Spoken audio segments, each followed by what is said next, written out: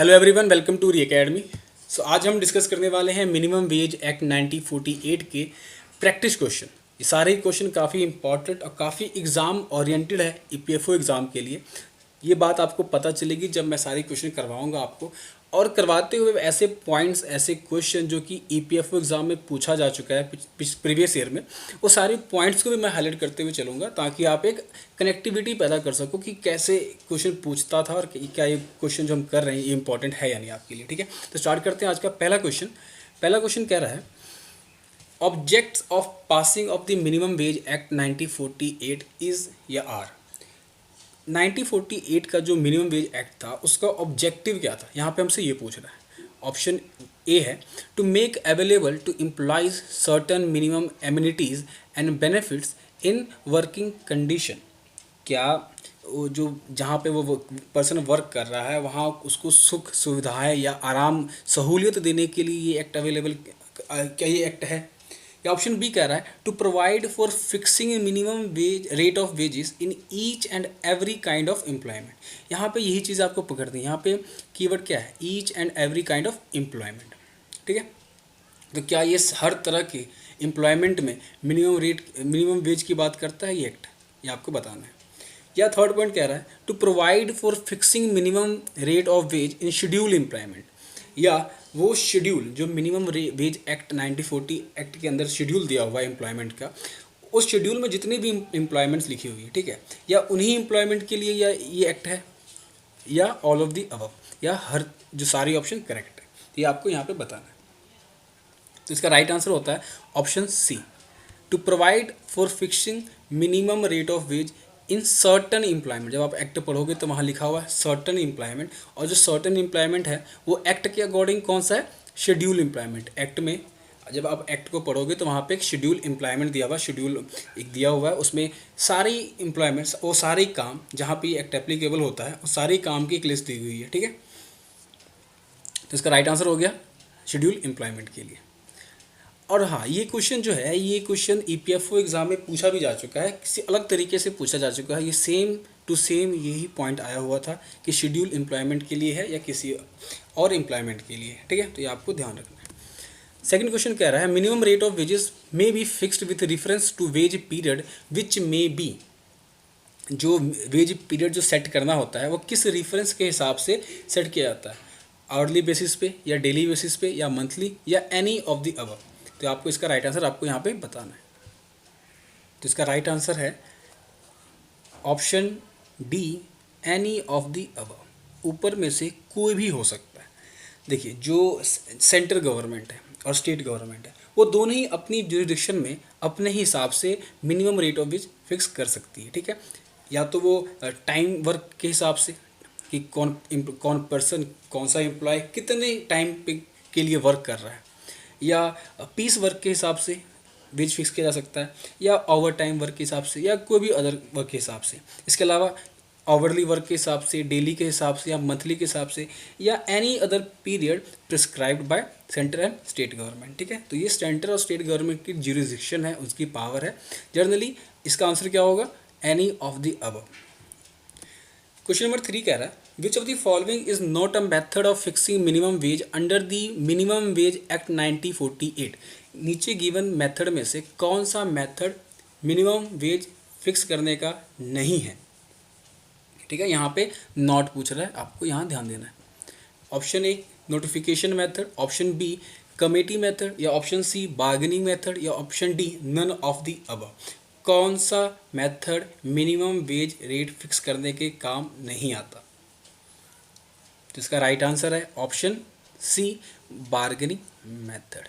Industrial dispute में आपने पढ़ा होगा, बार्गेनिंग मेथड वहाँ पे काम करता है इंडस्ट्रियल डिस्प्यूट को मिटिगेट करने के लिए। ठीक है, यहाँ पे नोटिफिकेशन मेथड और कमेटी मेथड, ये दोनों ही मेथड एक तरीके से काम करते हैं। दोनों ही काफ़ी हद तक एक ही चीज़ है, और ये दोनों ही नोटिफिकेशन जो होता है मिनिमम वेज रेट फिक्स करने का, ये दोनों ही मेथड मिलके काम करते हैं। होता क्या है यहाँ पे, जो अप्रोप्रिएट गवर्नमेंट होता है, अप्रोप्रिएट गवर्नमेंट इस्टेब्लिशमेंट के अलग अलग सेंस में अलग अलग हो सकते हैं। कहीं पे सेंट्रल गवर्नमेंट होता है, कहीं पे स्टेट गवर्नमेंट होता है, appropriate government.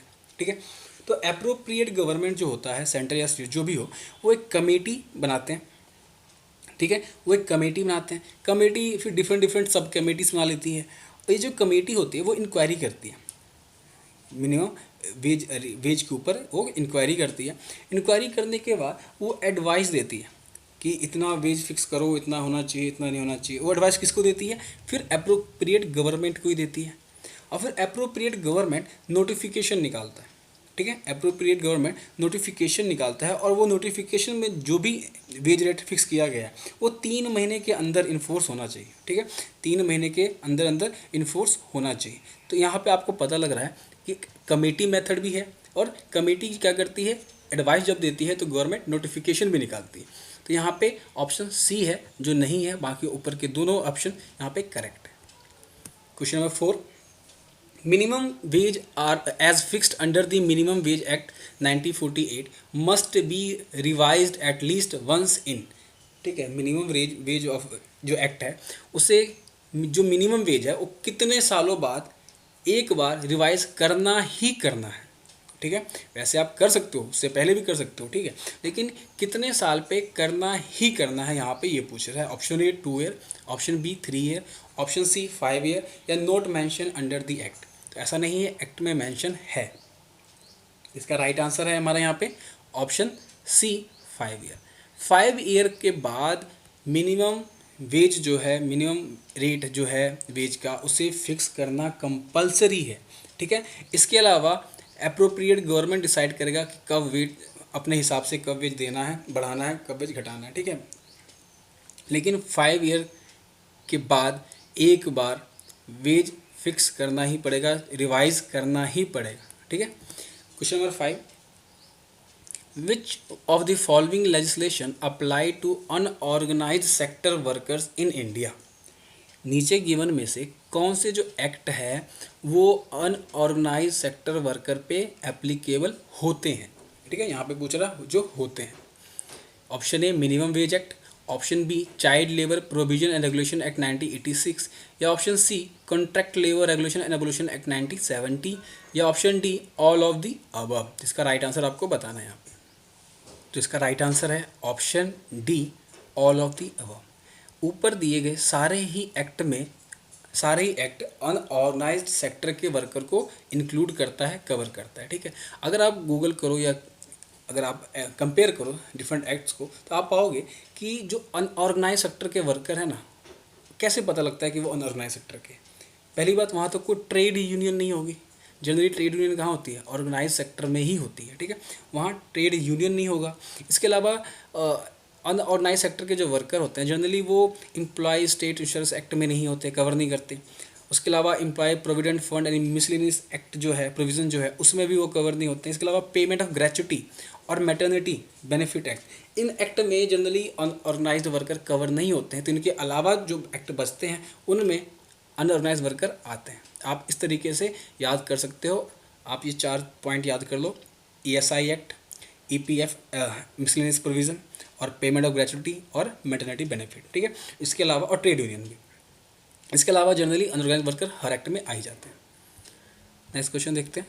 Question number 6, in order to protect the minimum wage against inflation, जो महंगाई दर है, महंगाई भत्ता जो है, जो महंगाई दर बढ़ता है उसके हिसाब से मिनिमम वेज को प्रोटेक्ट करना पड़ता है। कभी अचानक महंगाई ज़्यादा हो गई और मिनिमम वेज उस हिसाब से बहुत कम है, तो मिनिमम वेज रिवाइज करना ही पड़ेगा, ठीक है। The central government has made the provisions of variable dearness allowances linked to, जो वेरिएबल डियरनेस अलाउंसेस होता है, जो महंगाई भत्ता होता है, जो वेरी करता है, वो इनमें से किस पॉइंट पे, ठीक है, वो वेरी करता है? क्या वो होलसेल प्राइस इंडेक्स के ऊपर वेरी करता है इन इंडस्ट्रियल वर्कर, या consumer price index number of industrial worker इस पे वेरी करता है, या consumer price index number of all urban consumer, या wholesale price index number of all urban consumer, क्या इस पे करता है, ठीक है।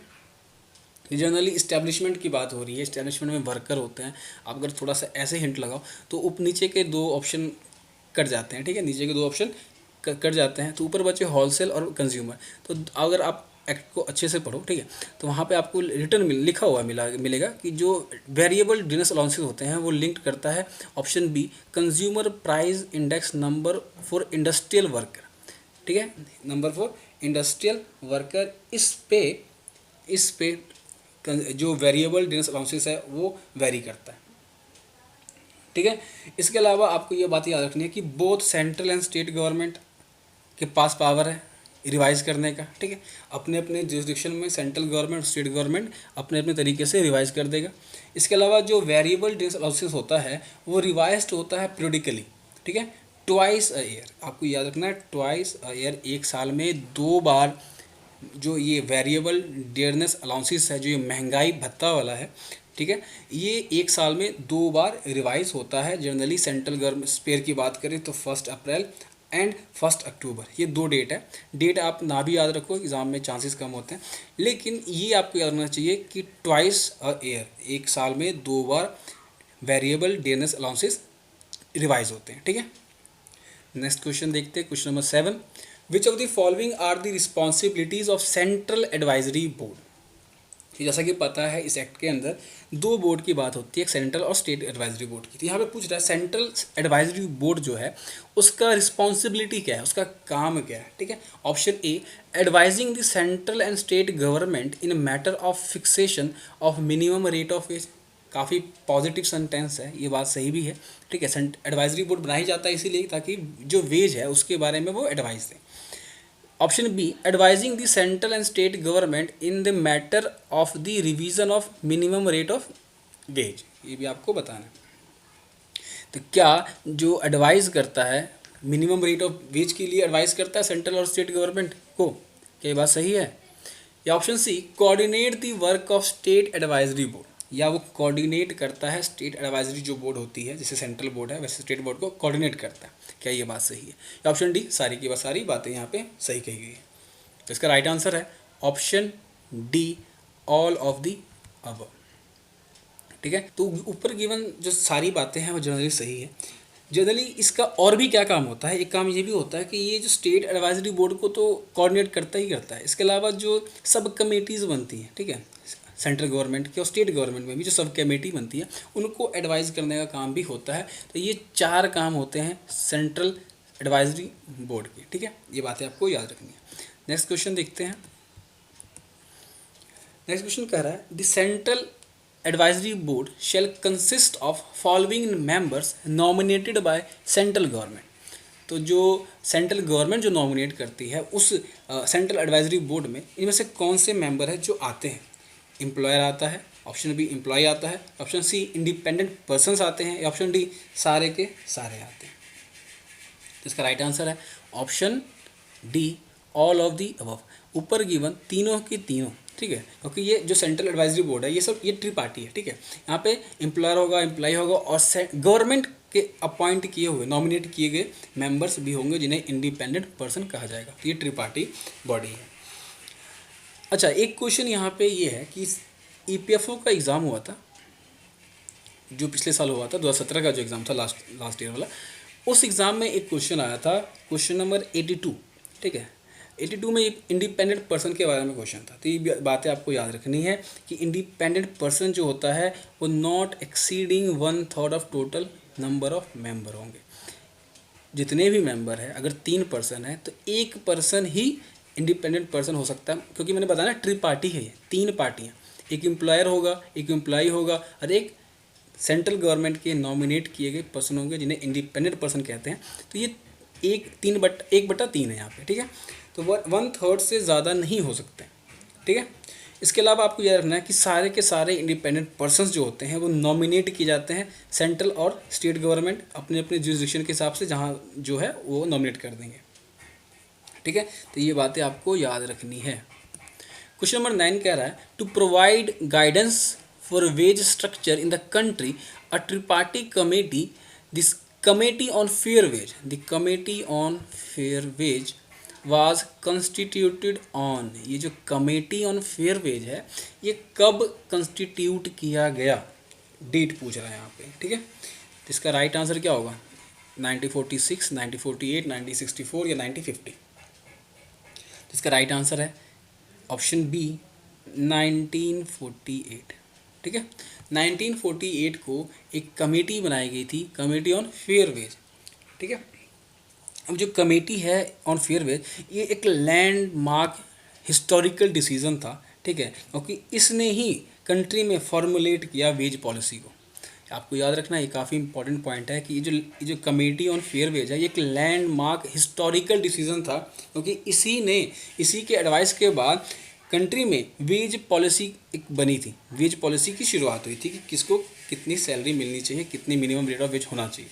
इसके अलावा इसकी रिकमेंडेशन के कारण ही कुछ कंसेप्ट आए थे। आपको यहाँ पे डेट देखना है, ये डेट कब की है, 1948 की है, ठीक है, कंट्री जब इंडिपेंडेंट हुआ उस टाइम की है। तो इस टाइम इनके रिकमेंडेशन के कारण ही कुछ वर्ड चर्चा में आए थे, जैसे लिविंग वेज, मिनिमम वेज और फेयर वेज। ये तीनों ही वर्ड का जो संबंध है एक तरीके से एग्जाम में आ सकता है कि लिविंग वेज का जो कंसेप्ट है वो कहाँ से निकल के आया। तो यहाँ पे याद रखना है कि the committee on fair wage से निकल के आया था वो, ठीक है। यहाँ पे 2 पॉइंट मैं आपको और बता रहा हूँ, मैंने इसे बताया हुआ है पिछले अपने काफ़ी लेक्चर्स में बताया हुआ है, लेकिन द कमेटी ऑन जो फेयर वेज है, आप उसको कॉन्स्टिट्यूशन के कौन से पार्ट और कौन से आर्टिकल से कनेक्ट कर सकते हो।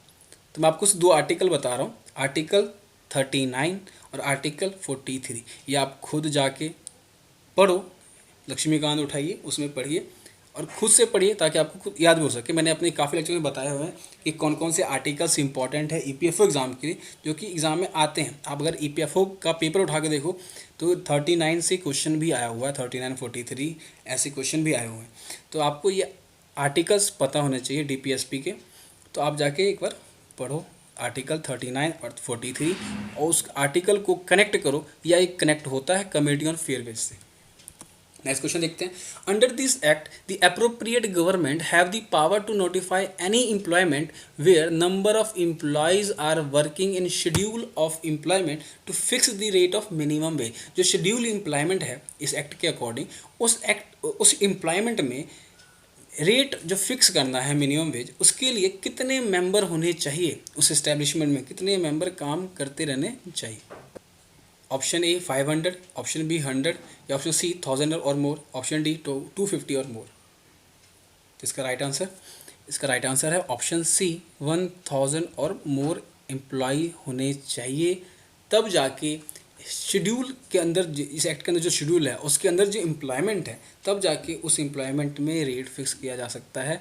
आपको ये भी याद रखना है कि जो शेड्यूल एम्प्लॉयमेंट है, तो सेंट्रल गवर्नमेंट के स्पेयर में इस एक्ट के अकॉर्डिंग 48 एम्प्लॉयमेंट है, ठीक है, और स्टेट गवर्नमेंट के स्पेयर में बात करें तो 1679 इतने एम्प्लॉयमेंट आते हैं। आपको एम्प्लॉयमेंट याद नहीं रखना, जनरली आप जो भी सोच सकते हो वो सारी एम्प्लॉयमेंट इसके अंदर आती है, चाहे वो रेडी वाला हो, फीडी वाला हो, कोई फैक्ट्री हो, कोई शॉप हो, कोई रेस्टोरेंट हो, हर चीज़ें जनरली आ जाती हैं। तो आपको याद रखना है 1000 इसका राइट आंसर होगा, ठीक है। तो ये था आज का हमारा डिस्कशन।